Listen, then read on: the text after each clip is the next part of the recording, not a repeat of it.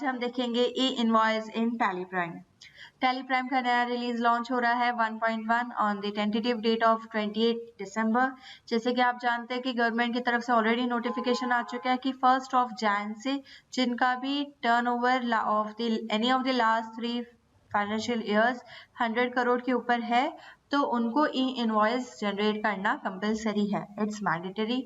और 1 अक्टूबर से ऑलरेडी जिनका 500 करोड़ के ऊपर टर्नओवर था उनको ऑलरेडी एप्लीकेबल हो चुका है और कहा जा रहा है कि 1 अप्रैल से बाकी सारे लोगों के ऊपर भी लागू हो जाएगा।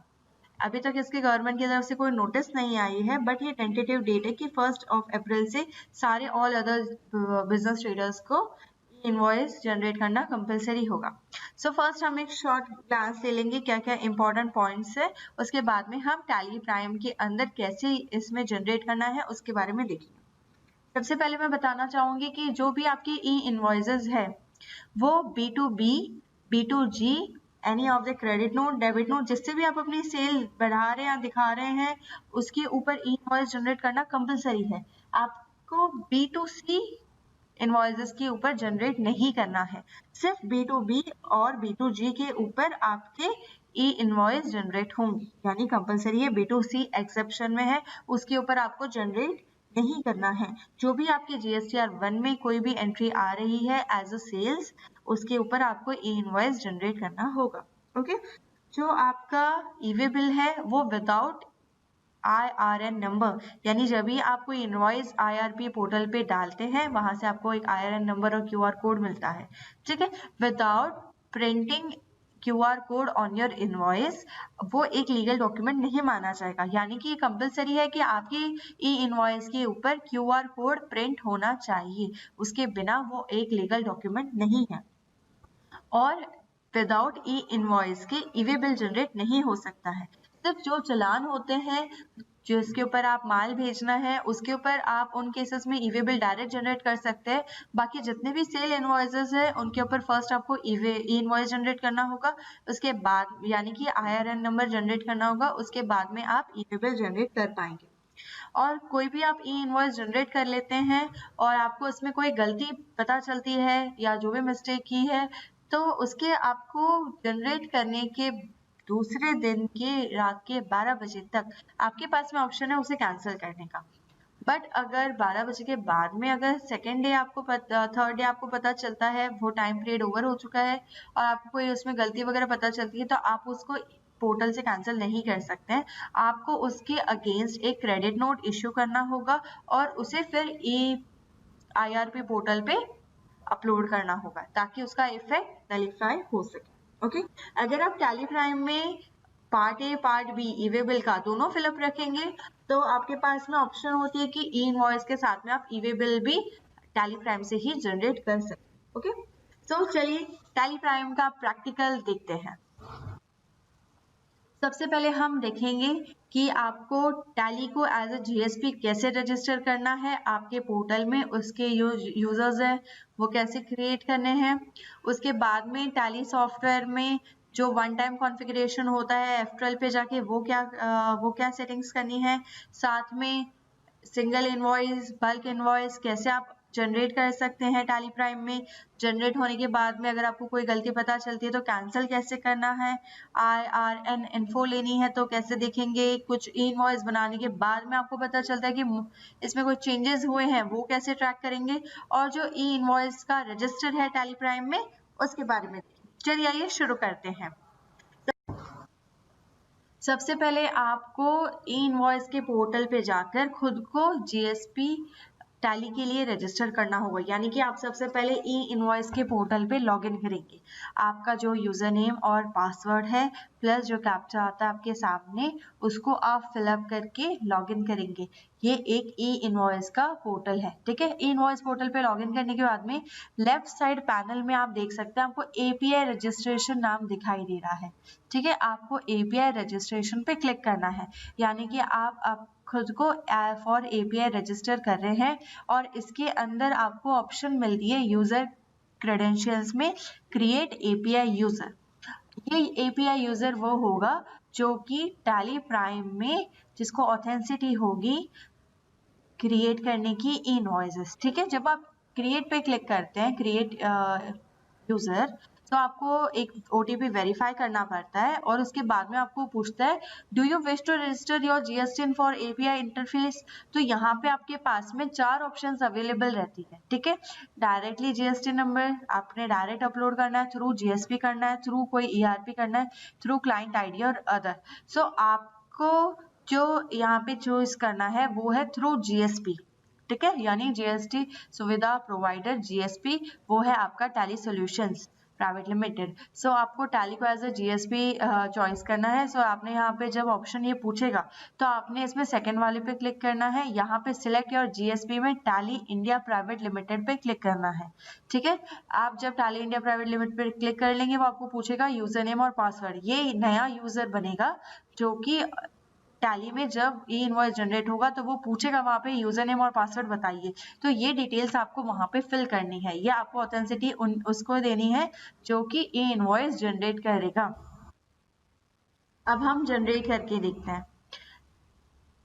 सबसे पहले मैं यहाँ पे एक B2B ट्रांजेक्शन कर रही हूँ। मैंने यहाँ पे एक पार्टी नेम ले लिया है।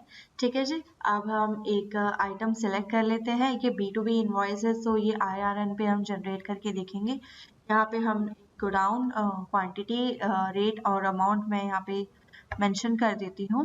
ठीक है जी, अब ये मेरा IGST वाउचर है, यानी मेरा इंटरस्टेट सेल्स है, तो यहाँ पे IGST लेजर ले लेते हैं।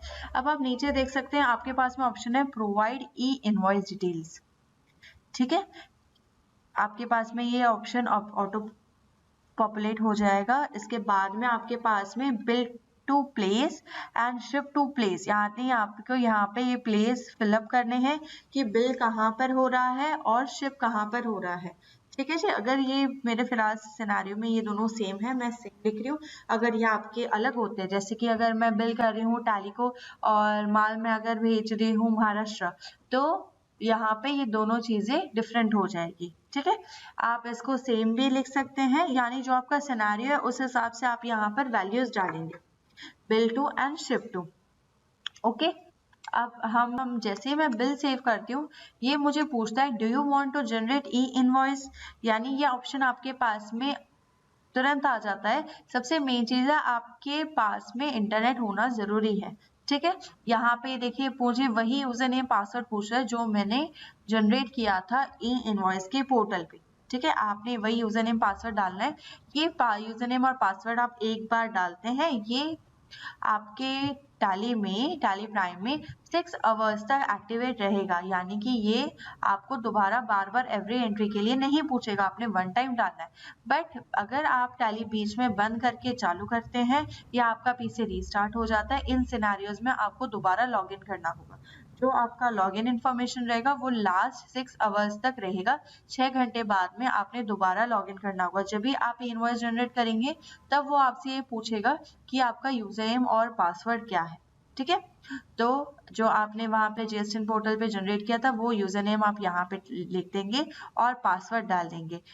आपके सिस्टम में इंटरनेट जरूरी है। जैसे ही देखिए आप 1 क्लिक में आपका ये इनवॉइस जनरेट हो चुका है, आपके पास मैसेज आ जाएगा टैली प्राइम में कि आपका इनवॉइस भी जनरेट हो गया है सक्सेसफुली। साथ ही साथ में जो उसके IRN डिटेल्स है वो अपने आप से आपके इनवॉइस में डल चुके हैं। ये with in fraction of seconds होगा, बहुत ही फास्ट होता है 1 क्लिक में। और अब आप इसका प्रीव्यू भी चेक कर सकते हैं, यानी जो आपका इनवॉइस है उसके ऊपर अपने आप से IRN details plus QR code आ गया है, आप देख सकते हैं। जिनके इनवॉइस कस्टमाइज्ड है उन्हें अपने पार्टनर से जहां से कस्टमाइजेशन करवाइए वहां से उन्हें अमेंडमेंट्स करवाने होंगे, उनके पास में ऑप्शन होगी जो आपको दोबारा से उसको चेंजेस करवाने पड़ेंगे। ठीक है जी, तो आप यहाँ पे देख सकते हैं जो आपका इनवॉइस है वो जनरेट हो चुका है विद एवरी डिटेल्स। जैसे मैंने कहा था कि QR कोड कंपलसरी है, तो QR कोड ऑटोमेटिकली इसके ऊपर आ जाएगा, ये 14 डिजिट का होता है। ठीक है, अब हम इसके अंदर देखेंगे बल्क इनवॉइस अपलोड। जैसे हमने अभी सिंगल इनवॉइस अपलोड देखा, बल्क इनवॉइस के लिए जस्ट आपके पास में एक ऑप्शन है। जैसे मैं गो टू करके ही इनवॉइस की रिपोर्ट पे पहले मैं चले जाती हूँ। ठीक है, वहां पे मुझे ये बता भी देगा मेरे पास कितने सारे इनवॉइसेस है जो कि मेरे रेडी है ई इनवॉइस अपलोड करने के लिए। अभी जो गवर्नमेंट का रूल है उसके हिसाब से आपके पास में 3 दिन उन्होंने दिए हैं ठीक है, कि आपने जनरेट होने के 3 दिन बाद में आप कर सकते हो। अब मैं इस रिपोर्ट पे जैसे चली गई गो टू करके, तो यहाँ पर ऊपर ऑप्शन आ रहा है एक्सचेंज का। ठीक है, आपने अल्ट Z करके एक्सचेंज में जाना है। यहाँ पे आप सिंगल सिलेक्ट भी कर सकते हैं स्पेस दबा के, नहीं तो आप मल्टीपल भी सिलेक्ट कर सकते हैं। तो ये आपके जनरेटेड सारे सेल बिल है जो कि अभी तक IRN जनरेट नहीं हुआ है और वो रेडी है कि आप उसको IRN जनरेट कर सकते हैं। तो आप यहाँ पे सिलेक्ट करेंगे, ठीक है जी, और सिलेक्ट करने के बाद में आपने इस पे सेंड पे क्लिक करना है। जैसे ही आप सेंड पे क्लिक करेंगे ये इंफॉर्मेशन मेरी चली जाएगी पोर्टल के ऊपर। ठीक है, इसमें आपके हर तरीके के इनवॉइस आएंगे, not only sales, POS, credit note, वो ऑटोमेटिकली यहाँ पे आ जाएगा। ठीक है, जैसे जनरेशन के लिए वहाँ पे नेट होना चाहिए। तो आप देख सकते हैं ये इन्फॉर्मेशन आपकी एक्सचेंज हो रही है इनवॉइस सिस्टम के साथ में, वहाँ पे ये दोनों इन्फॉर्मेशन चली जाएगी और यहाँ पे ये जनरेट हो जाएगा। सो ये आपके वाउचर्स जनरेशन में आ जाएगा जितने IRN generated from E invoice system. आप यहाँ पे देख सकते हैं यहाँ पे 2 और ऐड हो चुके हैं, यानी जो हम गो टू करके ई इनवॉइस के रिपोर्ट पे आए थे वहां पे ये अपने आप से जनरेट होके इससे आपको रिपोर्ट में शो करेगा कि आपका IRN जनरेट इतने इनवॉइसेस हो चुके हैं, कंप्लीट हो चुके हैं। अब हम देखेंगे कि हमें वन टाइम कॉन्फ़िगरेशन क्या करना होता है टैली प्राइम में। आप अपने गेटवे ऑफ टैली से F11 दबाएंगे। जब आप F11 फीचर्स दबाते हैं आपके साइड में एनेबल GST ऑप्शन रहता है, enable goods and service taxes. उसी में ई-वे बिल के नीचे ई इनवॉइस की ऑप्शन दी हुई है। जो आपका लेफ्ट साइड पार्ट है वो तो आपकी GST डिटेल्स है, ठीक है जी, जहाँ पे आप GST नंबर और आपकी सारी इंफॉर्मेशन लिखेंगे। ई-वे बिल आपका एप्लीकेबल आपने यस रखना होगा, ठीक है जी, जो आपका ऑलरेडी पहले से किया हुआ होगा। तो उसके बाद में आपके एप्लीकेबल डेट, थ्रेशोल्ड लिमिट जो भी है, तो ई-वे बिल इंफॉर्मेशन आपको ध्यान से उसमें फिलअप करना होगा दोबारा से। ठीक है, इसमें क्या होगा, जो आपका यहाँ पर आप ई-वे बिल की डिटेल फिल करके रखेंगे और इसे एक्टिव यस रखेंगे, तो इसके आपके हेल्प ये मिलेगी, आप ई इनवॉइस भी ई-वे बिल दोनों इकट्ठा जनरेट कर पाएंगे। ठीक है, यहाँ पे थ्रेशोल्ड लिमिट फिलहाल 50,000 है, तो आपको इसके अंदर 50,000 ही रखनी है।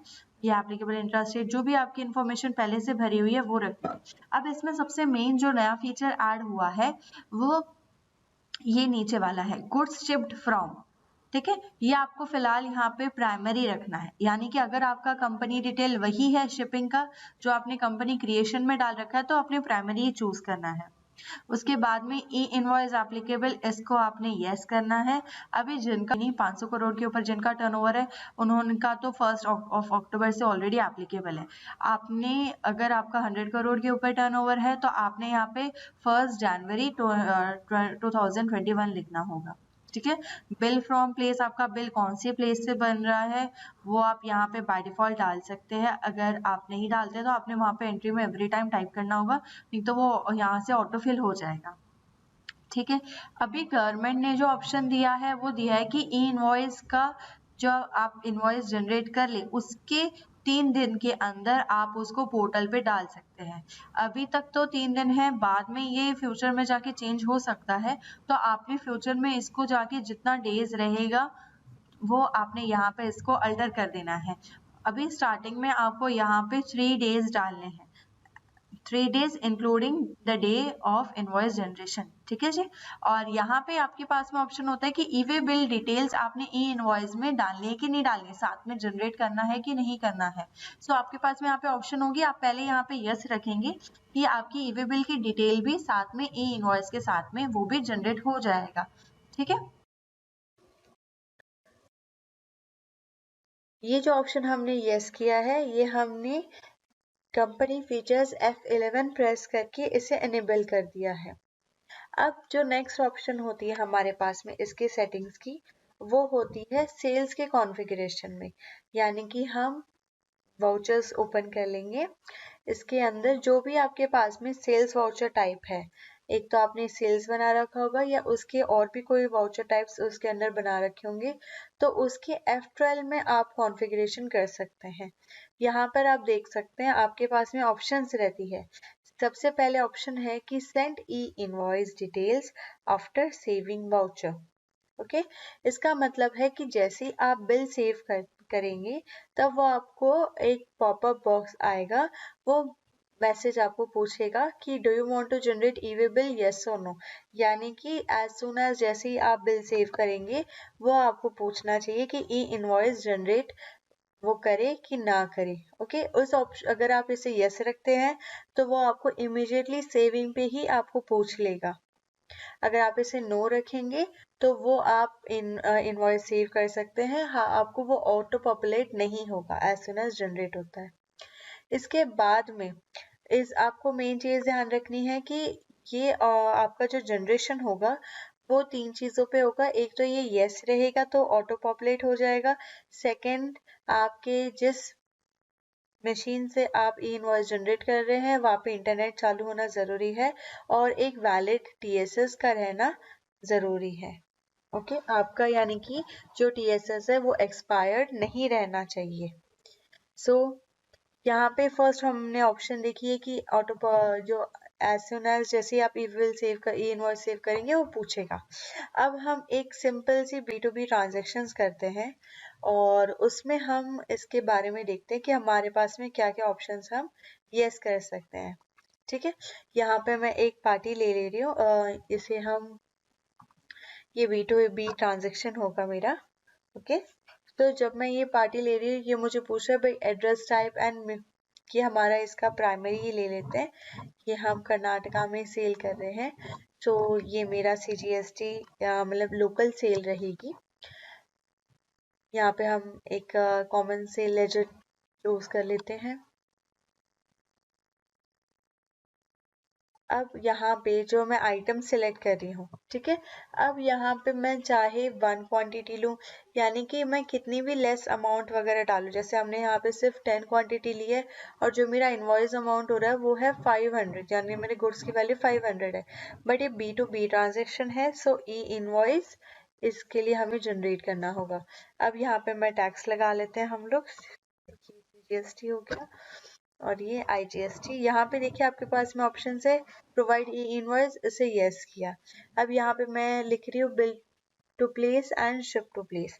यहाँ पे आप F12 करके provide dispatch from details yes कर सकते हैं। ये भी जरूरी है, जैसे हमने F11 कंपनी फीचर्स पे लिया था कि हमारा एड्रेस प्राइमरी है जहाँ से हम डिस्पैच कर रहे हैं। सो जो कंपनी क्रिएशन के टाइम पे जो आपने एड्रेस डाला है वो पिकअप करेगा। इसके अलावा आप और बना के रख सकते हैं जैसे सेकेंडरी या आपके और भी जितने एड्रेस है जहाँ से डिस्पैच हो सकते हैं। सो आपने वहां पर वही सिलेक्ट करना है जहाँ से आपका गुड्स डिस्पैच हो रहा है। ओके, अब आप इसे सेव करके इसको कंप्लीट करेंगे तो ये आपको ऑप्शन पूछ रहा है do you want to generate e invoice, yes और नो। ठीक है, ये आपके F12 में ऑप्शन यस है, इसीलिए वो आपको तुरंत ही ऑप्शन दे देगा पूछने के लिए कि आपने जनरेट इनवॉइस करना है या नहीं करना है। अगर कोई इंफॉर्मेशन आपकी मिसिंग है सो वो आपको एरर मैसेज दे देगा कि आपका ये इनवॉइस कंप्लीट नहीं है। ओके, फिलहाल मैं इसे नो करके बाहर आ जा रही हूँ। अब आपके पास सेकेंड ऑप्शन होती है एक्सचेंज करके जाने की। जैसे एक्सचेंज पे हमने क्लिक किया सेंड फॉर ई इनवॉइस। अब आप अपने सामने देख सकते हैं यहाँ पे बहुत सारे वाउचर्स एंट्रीज वही आ रही है जो कि ई इनवॉइस में जनरेशन के लिए पेंडिंग हो।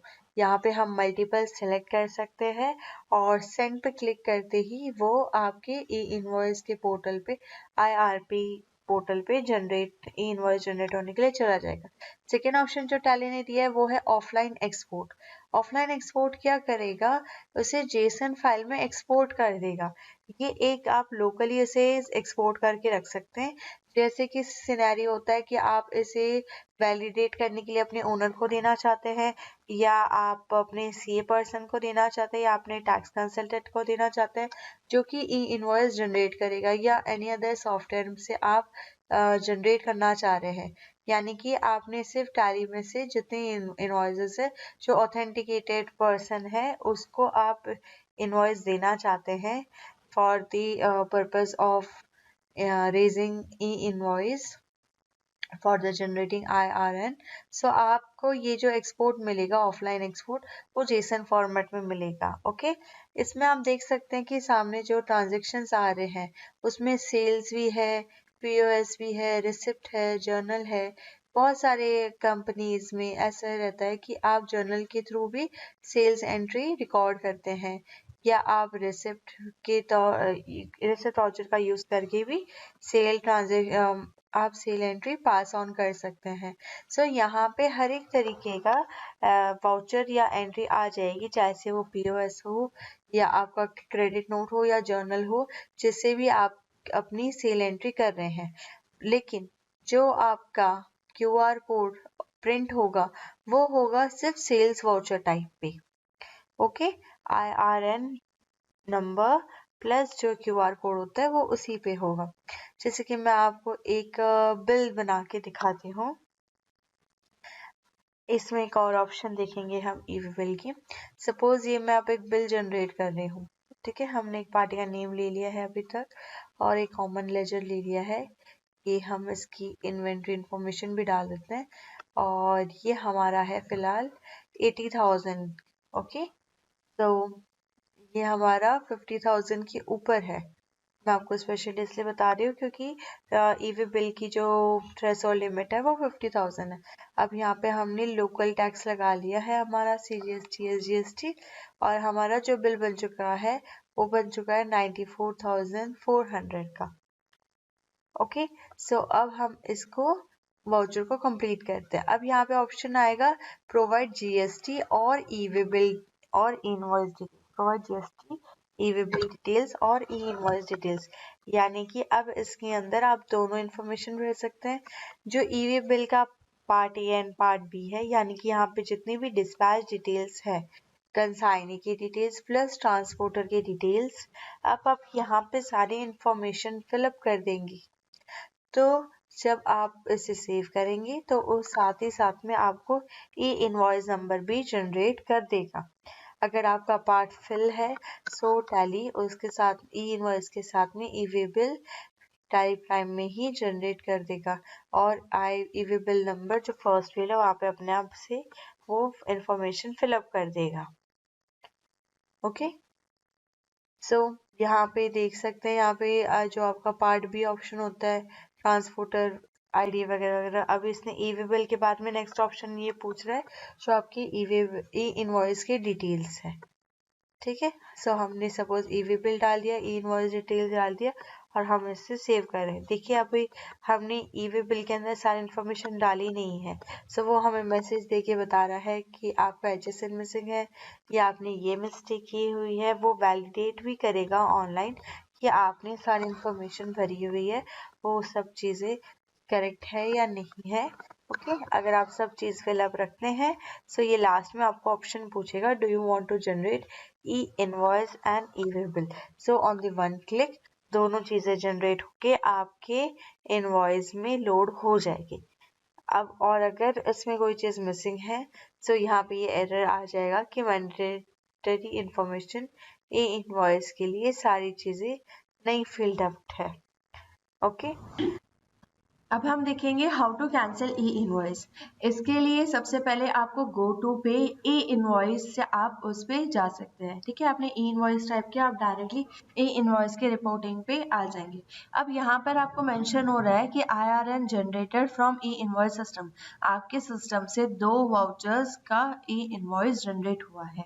ठीक है, ये आप कैंसिलेशन अगले दिन के रात के 12 बजे तक कर सकते हैं। जो भी आपने इनवॉइस बनाया है आपको अलाउड है कि नेक्स्ट डे के रात के 12 बजे तक आप इनवॉइस कैंसिल कर सकते हैं। सो इस रिपोर्ट में वो सारे एंट्रीज आपके सामने आ जाएगी जो आपने अपने सिस्टम से ई इनवॉइस जनरेट किया था, और उसका कैंसिलेशन ऑप्शन यहाँ पर आपके सामने दिखाई देगा। अब इस पे एंटर देने पे आप देख सकते हैं यहाँ पर आपको बिल्स दिखाई दे रहे हैं जो आपने ट्रांजेक्शन्स किए थे, जो आपने ई इनवॉइस के लिए अपलोड किए थे। आप इसको सिंगल सेलेक्ट भी कर सकते हैं स्पेस दबा के, या आप इसको मल्टीपल सेलेक्ट कर सकते हैं। साइड में आपको ऑप्शन मिलेगा कैंसिल IRN। इसमें 2 ऑप्शन है। जैसे हम इस पर क्लिक करते हैं कि हमने इसको कैंसिल करना है, ठीक है।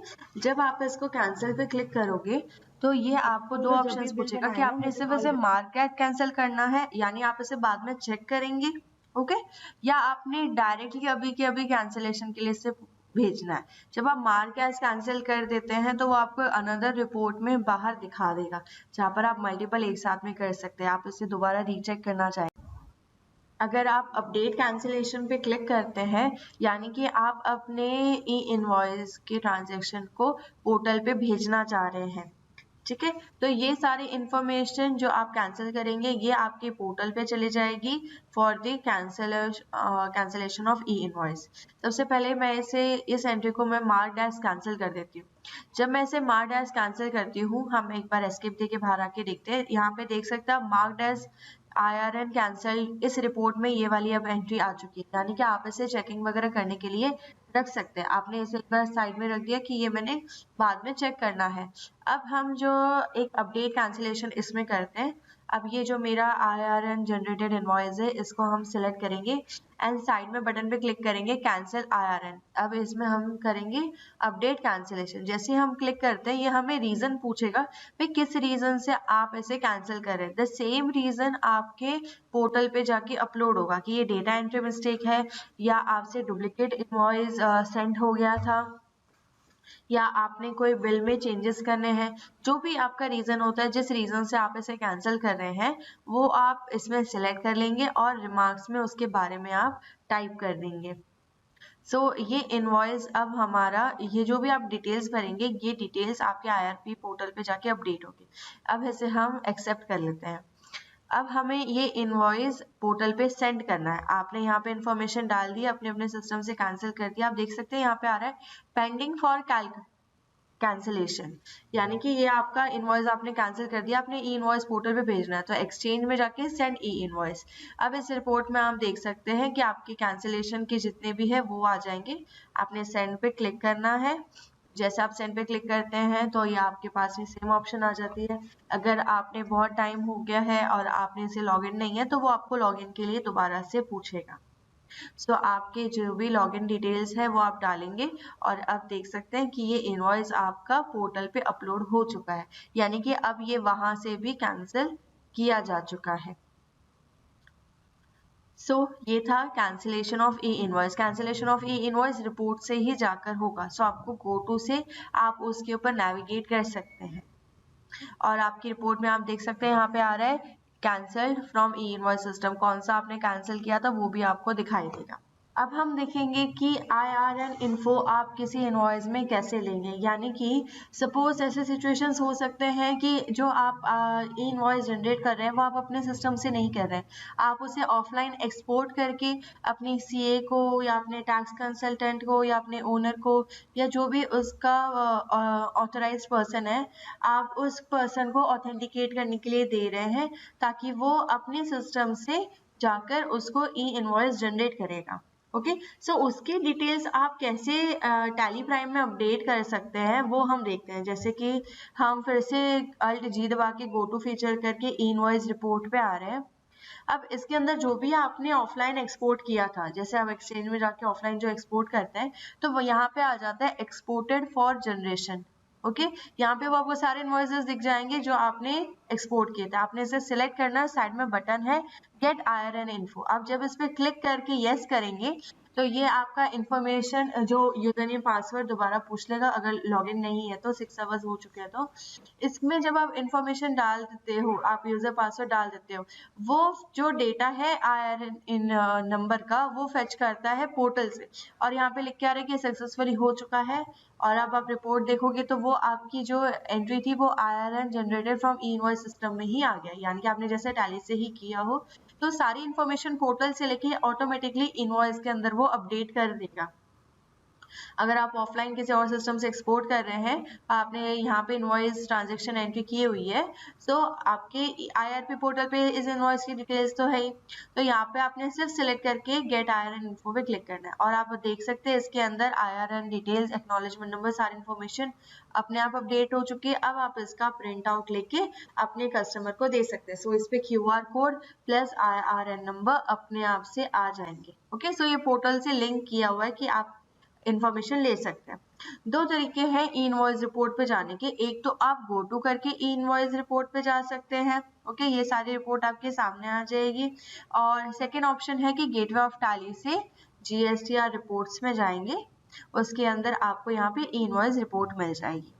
ओके, सो अब हम देख लेते हैं जो ई इनवॉइस रिपोर्ट में क्या क्या ऑप्शन है, इनके बारे में हम एक बार शॉर्ट में व्यू कर लेते हैं। इस ई इनवॉइस रिपोर्ट से आप अपने एंट्रीज का, जो आपने इनवॉइसेस जनरेट किया है उसका आप ट्रैक कर सकते हैं। यहाँ पे सिर्फ वही इनवॉइसेस आएंगे जो कि ई इनवॉइस के लिए एप्लीकेबल है, यानी कि जो B2B या B2G ट्रांजेक्शन है वही आएंगे। अब इसके अंदर सबसे पहले अनसर्टेन ट्रांजेक्शन्स, यानी अगर आपके इनवॉइस में कोई भी मिसमैच है, कोई भी एरर है, सो वो आपको इस रिपोर्ट में फर्स्ट हेडिंग में दिखाई देगा कि आप अपने ट्रांजेक्शन्स को ठीक कर लीजिए। जैसे हम यहाँ पे देख सकते हैं कि यहाँ पे लिखा है mismatch due to tax amount modified in voucher. इन्हें पहले आपको करेक्ट करना है। अगर आपके इनवॉइस में कोई HSN या SSC नंबर है, जैसे 4 डिजिट की वजह 2 डिजिट लिखा है, या अगर आपने लिखा ही नहीं है, आप भूल गए, सो वो इन्फॉर्मेशन आपको यहाँ पे दिखाता है कि 2 एंट्रीज में आपकी वो मिसिंग है। अगर आपकी सारी इन्फॉर्मेशन करेक्ट रहती है इनवॉइस के अंदर, सो वो सारे ट्रांजेक्शन्स आपके आएंगे पेंडिंग फॉर IRN जनरेशन के अंदर, यानी कि आप इसे जनरेट कर सकते हैं, यानी आप इसे इनवॉइस अपलोड के लिए डायरेक्टली सेंड कर सकते हैं। इसके बाद में जैसे हमारे पास में जितने भी कैंसिल के हमने किए हुए हैं वो आ जाएगा पेंडिंग फॉर IRN कैंसिलेशन, यानी आपने कैंसिल किया है बट आपने अभी तक एक्सचेंज करके उसे पोर्टल पे अपलोड नहीं किया है, वो आपके वाउचर्स यहाँ पर आ जाएंगे। Next, for IRN generation exported, यानी कि आपने उसे IRN जनरेशन करने के लिए ऑफलाइन एक्सपोर्ट किया था एक्सचेंज पे जाके, तो वो इतने ट्रांजेक्शन्स यहाँ पे आ जाएंगे जिसके अंदर आपने इंफॉर्मेशन अभी तक अपडेट नहीं की है, यानी कि पोर्टल से उसके अंदर इंफॉर्मेशन नहीं ली है। नेक्स्ट है voucher information mismatch with QR code, यानी कि अगर आपने इनवॉइस जनरेट कर लिया है उसके बाद में जाकर आप एंट्री में कुछ भी अल्ट्रेशंस करते हैं तो वो सारी एंट्रीज इसके अंदर आ जाएंगी, यानी कि आपके यूजर ने इनवॉइस जनरेट हो चुका है, इसका QR कोड जनरेट हो चुका है, उसके बाद में जाके आपने कुछ भी चेंजेस किए, मॉडिफिकेशंस की, तो यहाँ पे आ जाएगा। जैसे कि यहाँ पे लिखा हुआ है कि इसका IRN नंबर, ये सारी डिटेल्स है। सपोज 5 आइटम्स की बजाय आपने इनवॉइस 5 आइटम्स का एक जनरेट कर लिया, अब उसमें आप जाके एक आइटम रिमूव कर देते हैं या क्वांटिटी अमाउंट कोई भी चीज में आप मॉडिफिकेशन करते हैं तो वो ये दिखा देगा कि आपका वाउचर QR कोड के हिसाब से तो ये वाला होना चाहिए और आपका वाउचर अभी मॉडिफाई हो चुका है और उसमें आपने चेंजेस किए हैं, तो वो आपको उसको रेक्टिफाई करना होगा। आप अपने यूजर को ट्रैक कर सकते हैं कि किस यूजर ने उसे जाकर चेंज किया है, तो आप उसको ओके कर सकते हैं। अब जो आपकी यहाँ पर इंफॉर्मेशन होती है, सपोज वाउचर इंफॉर्मेशन मिसमैच में कोई वाउचर अगर आप डिलीट भी कर दें, जैसे कि ये वाली एंट्री है, इसको मैं आप डिलीट कर देती हूँ, ठीक है, ये पूरी मैंने एक एंट्री की हुई है एरेशन के नाम से, इसको अगर हम डिलीट कर देते हैं तो यहाँ पे ये फिर भी शो करेगा कि वो एंट्री आपने डिलीट कर दिया और QR कोड के हिसाब से इसका इनवॉइस ये वाली एंट्री यहाँ पर होनी चाहिए थी, तो ये डिलीटेड वाउचर्स भी ट्रैक करेगा। नेक्स्ट है IRN updated without QR code, यानी कि आपने कहीं और से जनरेट कर लिया है इनवॉइस, आपने डाल दिया है, लेकिन आपने अभी तक उसका QR कोड या उसकी एंट्रीज टैली में अपडेट नहीं की। अगर आप उसका इंफॉर्मेशन मैनुअली अपडेट करते हैं, इसमें ऑप्शन रहता है कि आप अपने एंट्री को सिलेक्ट करके, आप नीचे देख सकते हैं साइड में अल्ट एस करके ऑप्शन है, मैनुअली अपडेट IRN इन्फो, आप इसकी इंफॉर्मेशन IRN नंबर भर के रख सकते हैं, यानी आपने जनरेट करके दे दी है किसी और मोड से, तो आप यहाँ पे अपना IRN number, acknowledgement number, date, information भर के इसके अंदर रख सकते हैं टैली प्राइम में। ये होगा आपका मैनुअली अपडेटेड। सो ये जितनी भी एंट्रीज होगी वो आएगी IRN updated without QR code, जिसका QR कोड यहाँ से जनरेट नहीं हुआ है। नेक्स्ट आपके पास में आता है जितने भी आपने मार्क फॉर कैंसिल करके रखा हुआ है, जैसे कि आपने ये IRN कैंसिल कर दिया इनवॉइस सिस्टम से, उसके नीचे ये है जो आपने अभी तक कि सिर्फ मार्क किया हुआ है बट ये आपने अभी तक इनवॉइस पोर्टल्स IRP पोर्टल से अभी तक आपने कैंसिल नहीं किया है। सो ये वाली इंफॉर्मेशन आपकी यहाँ पर आ जाएगी। अब हम शॉर्ट में मेन अदर हाइलाइट्स देख लेते हैं। सबसे पहले मैं आपको रिपीट करना चाहूंगी कि जो आपको एक बार लॉगिन करना है वो आपका 6 आवर्स तक आप इनवॉइस जनरेट कर पाएंगे। नेक्स्ट आपके पास में एक ऑफलाइन की एबिलिटी होती है कि आप उसे एक्सपोर्ट कर सकते हैं जेसन में। आपके पास में एक और ऑप्शन होता है जो आप मैनुअली IRN इंफॉर्मेशन अपने बुक्स ऑफ अकाउंट्स में डाल के रख सकते हैं। इसमें एक अच्छा ऑप्शन है कि IRN वैलिडेशन, ये जब आपके टैली में आपके कुछ भी चेंजेस किए जाते हैं, यानी आप कोई भी इंफॉर्मेशन मॉडिफाई करते हैं, तो आप उसे ट्रैक कर सकते हो कि ये वाला बिल मेरा चेंज हो चुका है इनवॉइस में अपलोड करने के बाद में। नेक्स्ट, जो मल्टी यूजर कोई एंट्री कर रहे हैं तो उसके अंदर भी इसको अलर्ट के थ्रू इसमें हैंडल किया हुआ है कि जो फर्स्ट यूजर होगा उसका ई इनवॉइस जनरेट हो जाएगा एंड सेकेंड यूजर को मैसेज आ जाएगा कि ये ऑलरेडी हो चुका है, इस इनवॉइस पर आप दोबारा से ई इनवॉइस जनरेट नहीं कर सकते हैं।